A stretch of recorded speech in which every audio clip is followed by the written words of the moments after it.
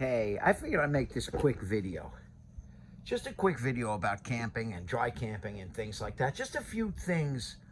You know, I was camping with a few friends, and I noticed that there were some things that they really weren't too sure about right away. So, you know what? I'm going to make this little baby video. Number one, I have a pet. I always have one of these little doggy bags with me. These are great. You keep it in the camper in case you forget one at home. You know, when you take your dog out for a walk, we happen to be camping at the beach. So when you take your dog for a walk, if the dog goes to the bathroom, you got those bags. Now, I'm getting ready to leave, but a few things. Everyone has the cute dishes and stuff like that. You know what? Great idea, but when you're dry camping like this, you really got to minimize your water usage. You got to minimize it. So you don't want to be washing dishes. So use paper plates as much as possible. Paper plates, paper cups. We got all that stuff all over the place. You know, we have cups everywhere. They're all over here. I'm getting ready to leave. That's why it's kind of like this. But you want to use your paper plates as much as possible. Don't forget, too, when you do leave, all this has to come off the shelf. I have solar. So I just hit a button, and I got power. I have no generator here. The power turned on. I can start it. There's a microwave going, and it'll start drawing 100 amps at 12 volts. And I have no problem with that. Okay, no problem at all with that. And I have the power to do it. So right now, oh, look, now I'm charging. Now watch this. When I turn it back on, watch, let's start it again. Okay, watch my solar kick in. 25 amps I'm charging on that panel. And on this one down here, I'm charging at 0.6. But that one's charging at 23.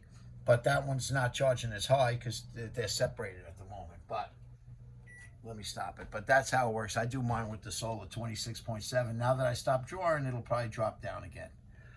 But that's how that works. Now, as far as your shower water, I got one of these shower heads that oxygenate. It puts like a little air in there with it. And they're cheap, 30 bucks, whatever. That makes you feel like you have a lot more water. Use a scrunchie. Use a scrunchie. Wet your body down.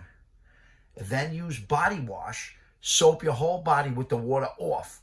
Then turn the water on. Shower off. Now I'm getting ready to leave, so I have the door locked, and I also took one of these old things, because I don't want to take a chance on this glass coming up here and slamming in. Don't forget, with the water, you always make sure, before you start camping, that you have water, and a lot of water, in your tank down there. I would have at least 5 or 6 gallons in there, easy, in your dump tank. So otherwise, that pipe goes straight down. You'll end up with a pile of poop at the bottom, dried in a pile. And what are you going to do? You're going to have to break it out of there is what's going to happen. So, you know, don't forget that. The other thing I love is I love the portable vacuum. That thing is, I got a Dyson. I love that thing. I use that all over the place. And that's it. We keep the refrigerator stocked. And like I said, mostly with stuff that we can, you know, as it goes, we get rid of it. Now it's not stocked. We're leaving, so we're on the way out. I actually got this for the coffee. I like coffee quick, so we don't do a full pot anymore. We do have a regular coffee maker too, but we've been doing the Keurigs. I love this little one. You just pop the Keurigs in and out. That's kind of good. Now, as far as camping etiquette, okay, like I said, we're leaving now, so... Also, the fire pit. Make sure the campground you have either has a fire pit or bring your own. This happens to be a washing machine barrel. Is what that is. Also, blocks. Bring blocks, because if you have a self-leveler, you want to make sure you have enough room for those things to extend to level your camper. Always have leveling blocks, whether it's wood or whether it's those orange squares, whatever it might be, but you'll find yourself extending out of range and you won't be able to level. Have leveling blocks. Also, you're like, wow, you really parked far away from your camping spot. Why did you leave so much room? I could have went 3 feet closer and brought my slide outs really close. The reason I leave that kind of room is just in case. If I'm pretty respectful for the people next to me. So just in case I use my dump tank, right? I want to be able to get there and have plenty of room. If I want to have a friend with me, drag the tank out because it's heavy. If that happens, I don't want to be standing on someone else's temporary property. You know what I mean? Now, the other thing is, with camper etiquette, you don't want to walk like, okay, you see where I am right here, this space right here, right in front of my camper? Okay, you don't want to walk in front of your camper right in front of the next guy's camper. You can if you're at a place where the road is like that. But here, the road is all the way out there.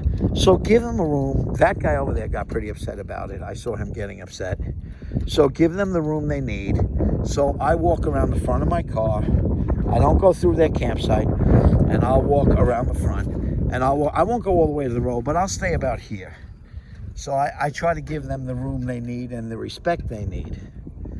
And that's what I do. Any other tips I can think of? Well, when you're driving down the road, you notice the front of my camper is pretty clean up there, kind of. What I do is I spray a little spray wax, whatever kind it is. You spray it on there. So before you take a trip, like see this came up on there. Now when I get home, I can spray that. All those little dots will fall right off, just with a hose. They'll come right off because I put that little wax film on there. And that's the only other advice. And also over the road advice. This trailer is heavy.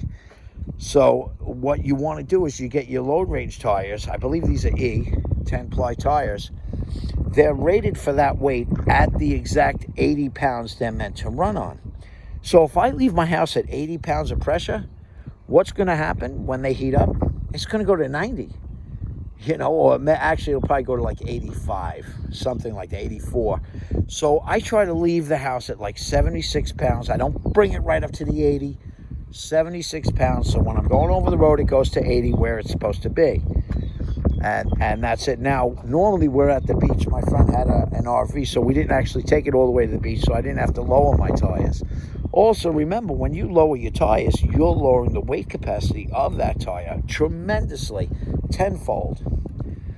And that's the only other real advice that I could give you. When you pack up, make sure everything's packed up. I got a lot of stuff, a few more things to take off this camper. I got to get that flag down. I want to make sure my antenna is not up. All my slide outs are in. And we're ready to go. Now, also, as far as the slide outs, I'll give you one last piece of advice. What I like to do, these slide outs, okay, and I'm going to pick up this rug because I'm going to slide this in. And also, my antenna was down, so we don't have to worry about that. Now, what I do is these doors, when you're driving, could bounce open a little bit like that. Well, what's going to happen when I slide that out and I don't see that door slid out? And those doors. So I always bungee them up. I'm going to do it with one hand here. Hopefully I could do this. I try to bungee them. So I'm trying to do this with one hand. It's kind of difficult. And I bungee them not very tight, just enough. Don't forget, strap your TV. So, you know what? I can't even really do this. Let's see if I can wedge the phone there so I can show you. So I'm going to strap the TV, and that locks the TV in place. And there should be one more bungee. Someone probably took it on me. I had another bungee that went between these two, but I don't see it. Oh, here it is. I don't know about this one. This is kind of, yeah, that's this one. See, so that keeps those doors closed. So I don't have to worry when I slide this in. Now let's also make sure the antenna is down. Yep, it's down. Okay. Now, we're going to slide. I'll bring in the slide out rooms. It's kind of cool how these things slide in.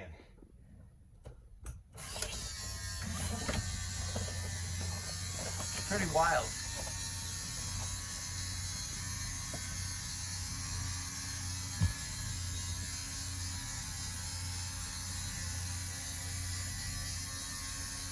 And you could see that it definitely would catch that door, you know, and that's why I made sure the antenna was down, because I can't roll it once it's in. Okay, we're all in. And this whole wall slides in the whole wall. But, you know what? I'm not going to bother bringing that in right now. I got the rug to take out of the way. I got to take my TVs down. Those I don't leave up there. I don't trust them. So I got to take all this stuff down.